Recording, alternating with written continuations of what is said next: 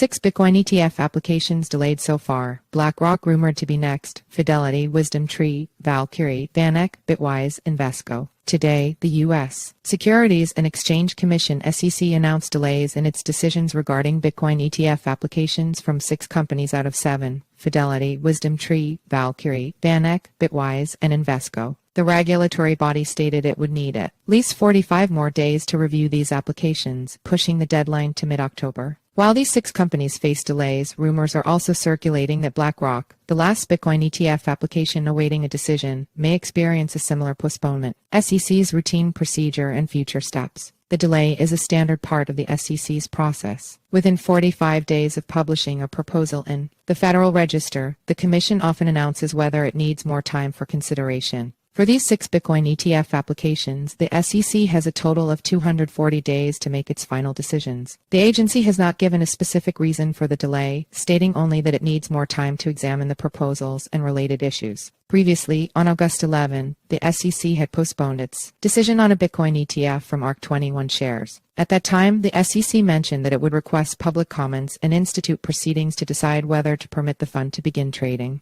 Adding to the list of delays, there are rumors that the SEC is also likely to postpone its decision on a Bitcoin ETF proposal from BlackRock. Originally, the SEC was expected to address BlackRock's application by the end of this week. If these rumors hold true, it would mean that all 7 Bitcoin ETF applications are facing delays from the second. Industry analysts have speculated that Bitcoin ETF approvals might occur by the end of this year or in 2024. After Grayscale Investments won its case against the SEC in the D.C. Circuit Court of Appeals, Bloomberg intelligence analysts increased their prediction of Bitcoin ETF approval by the end of 2023 from 65% to 75%. SEC Chair Gary Gensler's approach to cryptocurrencies. Meanwhile, SEC Chair Gary Gensler has been criticized for his approach to cryptocurrencies. Republican Rep.